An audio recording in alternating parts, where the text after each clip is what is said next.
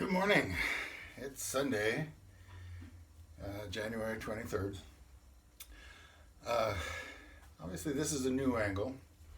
I'm going to see what we can get out of this angle. The challenge for me always seems to be, what am I trying to convey to the audience? And that is locked into what do I want them to be seeing or focusing on or whatever. So, I've got two things to talk about today. So, one is process, and the other comes under the category of what I've called in the past backwards thinking. Okay, so the process bit is what I'm doing right now. So, many of you who buy your clay pre-mixed will recognize this size and shape as being 25 pounds of moist clay. So we're going to change the angle just a little bit. Okay, so some people, to achieve consistency, will weigh their clay. And that way they know, for instance, if they're making coffee cups, that they've got just the right amount of clay to make that size coffee cup that they want to make. Okay. One of my professors, the late Bunny McBride, he would run his clay through a de-airing pug mill, and when he had the moisture content right, as he would feel it, he would then know with some precision that 3 inches, as it's coming out the tube, 3 inches equaled a certain weight, and so he would just cut off 3 inches, 3 inches, 3 inches, and that's how he would create consistent amounts of clay to start with. And the only reason to need consistency is that you're potentially making matched sets, or you've set up a situation in which any customer buying one of your cups is going to get something that holds a consistent volume. People who know my work know that I'm wildly inconsistent, and so it doesn't really come up for me. But I do want to have some sense of the size object I'm going to make. And I've decided, okay, so I cut that into 16ths. Okay, so that's 25 pounds of moist clay cut into 16 lumps. And today I'm throwing the last of the bowls for the Super Bowl, and then later I'll throw some cups to fill in the spaces in the kiln. And that gets to me to the other thing I want to talk about, the backwards thinking.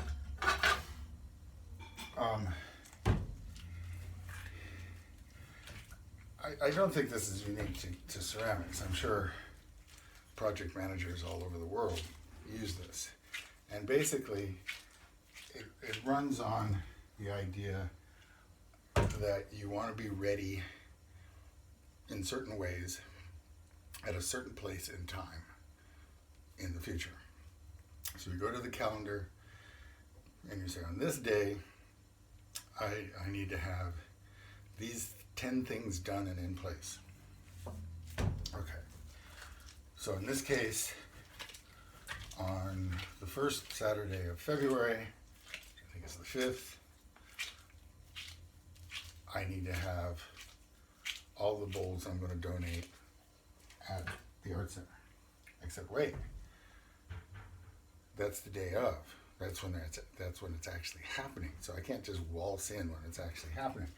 Okay, so I need to give them enough time to put price stickers on them and so forth. So maybe that's the evening before. I don't know, but certainly anything that I've got done and I'm unloading from the kiln on the Sunday doesn't help. Okay, so I have that as an absolute sense. And then I work backward from there. So if the event is on the Saturday, what needs to be in place on the Friday? So one of the common issues is distance. Okay, I am the potter, I've made the pots, but I'm also the delivery guy. I have to be able to deliver the pots to the setting. In this case, the setting is 2.5, 3 miles away from the house. I mean, I could conceivably carry the pots there and walk, but I won't. So it's a minor issue in this case, but in other cases, potentially, for me anyway, that event is in St. Louis or Northwest Pennsylvania, and then I've got a budget. Okay, well, what do I have to do on the Friday, on the Thursday, on the Wednesday to get to where I'll be on the Saturday?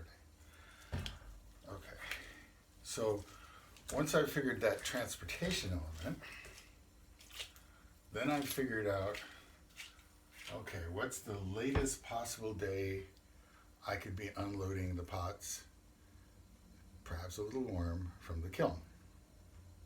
Okay, if I'm going to Pennsylvania, that's probably Tuesday or Wednesday. If I'm just going downtown, I mean, if I wanted to be crazy, I could unload pots that Saturday morning, and the event doesn't start till 10, and I could be there by 9 with hot pots. I'm trying not to do that. Okay, so I've set the time for the final glaze firing. Okay, well, that's unloading the glaze. Okay, how long does glaze firing take? How long does glaze... Anyway, you see, you work your way back until you get to, I need a bisque fire, I need the pots for the dry. We get this very common thing in clay, which is called last day for wet clay. The last day to throw the pot that will give you the time you need to trim it, dry it, so forth. So, I haven't actually done the calculation for that. And I'd rather not push it right up to the edge. That can be stressful.